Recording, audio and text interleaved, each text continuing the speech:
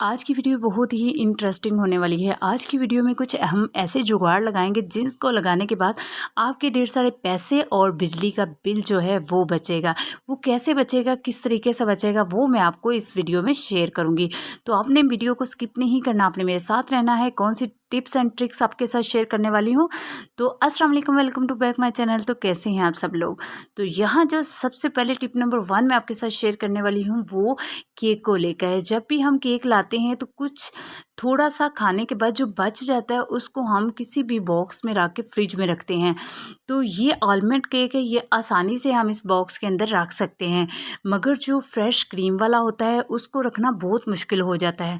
तो उसको किस तरीके से हमें इस तरह के एयर टाइट बॉक्स में रख के फ्रिज में रखना चाहिए, क्योंकि हम अगर इसको ओपन रखेंगे तो दूसरी चीज़ों की स्मेल केक में चली जाती है। जब भी आपका क्रीम वाला केक हो तो अपने लिड पर उसको रखना है, केक को इस तरह के बॉक्स के ढक्कन पे रख के उस और ऊपर से जो बॉक्स है उसको इस तरीके से आपने उल्टा रख देना है। इससे आपका ना तो केक ख़राब होगा और ना ही उसके ऊपर जितनी भी क्रीम की टॉपिंग हुई होगी वो भी ख़राब नहीं होगी। तो इस तरीके से आप इजीली उसको निकाल कर इस्तेमाल में ला सकते हैं। तो अगर आप दूसरे तरीके से रखेंगे तो उस तरीके से रखने से आपका केक जो है वो ख़राब हो जाएगा और उसकी फिनिशिंग भी ख़राब हो जाएगी। होप करती हूँ कि आपको ये मेरा आइडिया अच्छा लगा होगा। नेक्स्ट टिप जो मैं आपके साथ शेयर करने वाली हूँ वो कोकोनट को लेकर है। बाज़ मौसम ऐसे होते हैं कि जिसमें कोकोनट पड़ी पड़ी बहुत ज़्यादा सख्त हो जाती है और जब कभी हम उसे क्रश करते हैं या काटते हैं स्लाइस में तो वो इतने अच्छे से कटती नहीं, क्योंकि वो सख्त ही इतनी हो जाती है कि उसको काटना बहुत मुश्किल हो जाता है। तो इसका बहुत ही आसान सा हल मैं आपको बताऊंगी। जब भी कभी आपने कोकोनट को क्रश करना हो या स्लाइस में काटना हो तो आपने क्या करना है, आपने इसको 15 से 20 मिनट के लिए पानी में डिप करके, पानी में सोक करके छोड़ देना है। जैसे ही आप थोड़ी देर के लिए इसे सोक करके छोड़ेंगे तो आप खुद देखेंगे कि ये बिल्कुल ऐसे ही फ्रेश हो जाएगी जैसे कि ये फ्रेश कोकोनट है। तो इस तरीके से आप इसको ग्रेटर की मदद से कट करें या किसी भी चीज़ की छुरी की मदद से भी आप इसको कट करेंगे तो ये आसानी से स्लाइस में कट हो जाएगी, बगैर मेहनत किए और बगैर किसी परेशानी के। होप करती हूँ कि आपको मेरा छोटा सा ये आइडिया भी पसंद आएगा। इस तरीके से आप छोटे छोटे जुगाड़ लगा के अपने मसलों का हल घर बैठ कर ही निकाल सकते हैं। नेक्स्ट टिप मैं आपके साथ शेयर करने वाली हूँ कि अक्सर मेरी कुछ बहनें ऐसी हैं जो खीर बनाती हैं और खीर बनाने के बाद ना बहुत सारे ऐसे लोग हैं जिनकी खीर बनती तो है मगर बनने के बाद वो पानी छोड़ जाती है। उसकी क्या वजह है, जब भी आप चावलों में पानी डालते हैं तो पानी इस हद तक आपने खुश्क करना है जिस हद तक आपको वीडियो में नज़र आ रहा है। ये आप देख सकते हैं, मैंने पानी को अच्छे से खुश्क किया है। खुश्क करने के बाद जब आप दूध डालेंगे ना तो यकीन करें कि आपकी खीर ना तो पानी छोड़ेगी और ना ही इसमें वो जो कच्चा पानी है ना वो आएगा। और अगर आप खीर बनाते टाइम पर चीनी के साथ एक चुटकी इसमें नमक डाल लेंगे तो यकीन करें कि आपकी खीर इतनी परफेक्ट और ज़बरदस्त बनेगी और इसमें कोई भी कच्चापन नहीं महसूस होगा और इतनी ज़बरदस्त खीर है। मेरी नानो इस तरीके से खीर बनाती थी और दादो भी। और नानो दादो जब इस तरीके से बनाती थी तो उनसे मैंने फिर ये पूछा कि बाज़ लोग कहते हैं कि हमारी खीर पानी छोड़ जाती है, तो अगर आप भी इस तरीके से खीर बनाएंगे तो कभी भी आपकी खीर जो है वो पानी नहीं छोड़ेगी।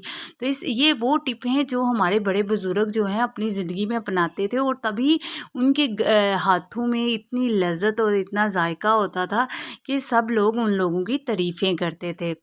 तो नेक्स्ट टिप मैं आपके साथ शेयर करने वाली हूँ कि आज 2 से 3 बल्कि एक पूरा वीक हो गया मेरे साथ एक मसला चल रहा है। मेरी फ्रिज का जो नीचे वाला हिस्सा है वो कूलिंग करना उसने छोड़ दिया था। तो मैंने कहा क्यों ना मैं इसका एक टेस्ट करती हूँ, साथ आपके साथ भी शेयर कर देती हूँ। पहले भी मैंने एक टेस्ट किया था, तब मेरी फ्रिज का बहुत अच्छी रबड़ थी, बिल्कुल ख़राब नहीं थी। मगर अभी मैंने इसके अंदर एक पेपर रखा है और पेपर रखने के बाद जैसे ही मैंने फ्रिज को बंद किया और मैंने खींचा तो ये आसानी से मेरा पेपर बाहर आ गया। तो इससे ये साबित हुआ है कि मेरा जो ये फ्रिज का नीचे वाला खाना है वो कूलिंग इसीलिए नहीं कर रहा, उसकी रबड़ जो है वो लूज़ हो गई है और मुझे इसे रिपेयर करवाना पड़ेगा। इसी तरीके से आप घर रह के बगैर किसी को बुलाए आप चेक कर सकते हैं कि आपके फ्रिज कूलिंग क्यों नहीं कर रही और इसमें क्या मसला है। आपकी रबड़ का मसला है, इस तरीके से आप अपनी फ्रिज की रबड़ को रिपेयर करवाएं। होप करती हूँ कि आपको मेरा ये आइडिया भी पसंद आया होगा। नेक्स्ट टिप मैं आपके साथ शेयर करूंगी इस तरह की जाली को लेकर। ये अक्सर जाली ऐसा होता है कि जब कभी हमारे घर कोई फंक्शन होता है ना तो या तो मसहरी वगैरह के साथ इस तरह की जाली को वो करते हैं, डेकोर करते हैं, मतलब कि उसको सजाते हैं, या कि जब कभी हमारे घर कोई फंक्शन पे फ्रूट वगैरह की बास्केट आती है तो उनके साथ इस तरह की नेट आती है।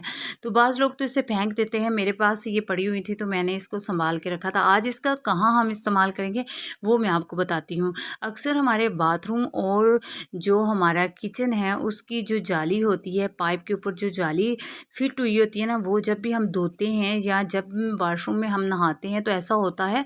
चलिए आइए मैं आपको बताती हूँ कैसे मैं इसका इस्तेमाल करती हूँ। जब भी हम नहाते हैं या कि वॉशरूम किचन में इसका यूज़ करते हैं तो इसका क्या होता है कि जितना भी कचरा होता है वो पाइप के अंदर चला जाता है, और फिर उसके बाद हमारे पाइप जो है ना कुछ टाइम के बाद ख़राब हो जाते हैं, बंद होना स्टार्ट हो जाते हैं, और फिर हमें प्लम्बर बुलाना पड़ता है और अपने ढेर सारे पैसे जो हैं वो इन चीज़ों पर ही खर्च करने पड़ते हैं। तो आज मैं बताती हूँ इस तरीके से आपने कोई भी रबड़ बैंड ले लेना है और इस तरीके से आपने इसके ऊपर चढ़ा लेना है ताकि इसकी अच्छे से गिरफ्त मजबूत हो सके। ठीक है, तो इससे ये फ़ायदा होगा कि अगर आप वाशरूम की जाली पे लगाएंगे तो जितने भी आप नहाते हुए बाल वगैरह होंगे वो जाके पाइप में नहीं फंसेंगे, इजीली इस जाली के ऊपर ही स्टिक हो जाएंगे। फिर आसानी से आप इसको जाली को जब 2 से 3 दिन गुजरे आप जाली को उतार के दूसरी जाली चेंज कर सकते हैं। और किचन में जितना भी कचरा होगा इस जाली के ऊपर इकट्ठा होगा, बिल्कुल भी ये जो है हमारा पाइप बंद नहीं होगा, जितना भी कचरा होगा इसके ऊपर ही स्टिक करेगा। होप करती हूँ कि इस तरह के छोटे छोटे जुगाड़ अगर आप लगाएंगे ना तो आपके एक तो पाइप ख़राब नहीं होंगे, दूसरा ये है कि जितना भी कचरा होगा इसके ऊपर ही स्टिक करेगा। आज की जो लास्ट और ज़बरदस्त टिप है वो ये है कि किस तरीके से बाज़ दफ़ा ऐसा है कि बहुत ज़्यादा लोड शेडिंग हो रही है, और बहुत ज़्यादा लोड शेडिंग की वजह से ना हमारी फ्रिज जो है ना उसमें बर्फ़ जो है वो बाज़ दफ़ा नहीं बन पाती और फिर हमें ठंडा पानी भी चाहिए होता है।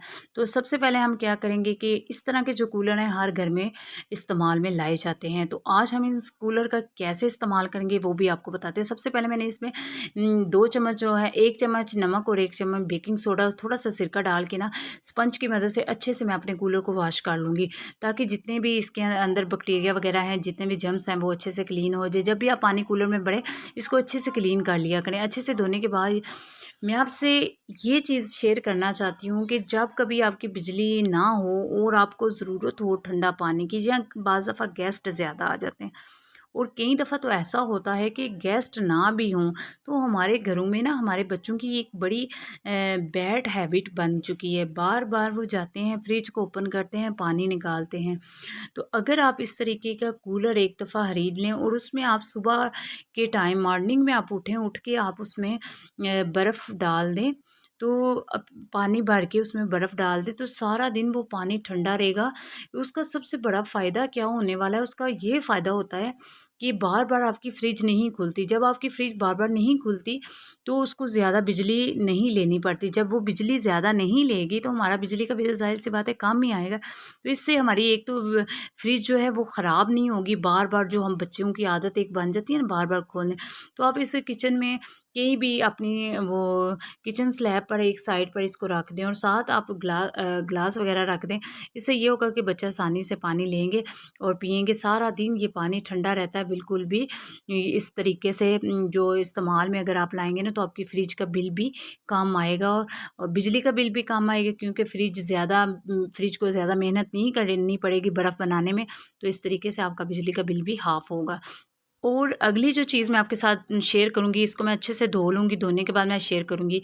पहले क्या था कि पहले जो हमारे बड़े बुज़ुर्ग थे ना वो मिट्टी के बर्तन इस्तेमाल किया करते थे, मटके इस्तेमाल किया करते थे। फ्रिजें तो कुछ टाइम में आई हैं। पहले जो लोग थे ना वो ठंडा पानी कैसे इस्तेमाल करते थे, वो रेत के अंदर रखते थे बर्तनों को, मटकों को, और फिर उनमें ताज़ा जो भी आप पानी भरते हैं ना तो फ्रेश ताज़ा पानी आप इस कूलर में भरें। भर के फिर आप इसमें कोई भी मटका ले लें, कटोरी ले लें, इस तरह की जो चीज़ें होती थी ना वो पानी को बहुत टाइम तक ठंडा रखती, तो बीमारियों से जर्म्स फ्री होती थी वो चीज़ें। आजकल हम मशीनरी दौर में ये चीज़ें इस्तेमाल कर कर के खुद को बीमारियों के नज़दीक लेके जा रहे हैं। यकीन करें कि ये बातों का मकसद सिर्फ ये है कि अभी मैं इसमें दिए डाल दूँगी। अगर आपके पास कोई भी मिट्टी की कटोरी है, कुछ भी है, आप उसको इसमें डाल सकते हैं। इससे ऐसा ही होगा कि जैसे आप बर्फ़ डाल रहे हैं, ये बर्फ़ का काम करने वाला है। यकीन करें कि ये चीज़ें ऐसी हैं कि अगर हम इन चीज़ों को अपनी लाइफ में अपना लेंगे ना, तो हम बीमारियों से अपने बच्चों को बचाएँगे। और ये एक सुन्नत भी तरीका है कि अगर मिट्टी की चीज़ों में हम खाएँ पिएँगे तो हमें बहुत ज़्यादा इसका स्वाब भी है और इसके बहुत ज़्यादा बेनिफिट हैं। आप लोग भी इसको लाज़मी ट्राई किया करें।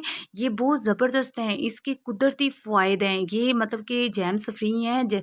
कोशिश करें कि अपने बच्चों को इस चीज़ की तरफ लेके आएँ, जो कि बर्फ़ वाला पानी वैसे भी नुकसानदेह होता है। अगर हम इस तरह के कुदरती पानी को ठंडा करके पिएँगे तो वो हमारी सेहत के लिए भी अच्छा है।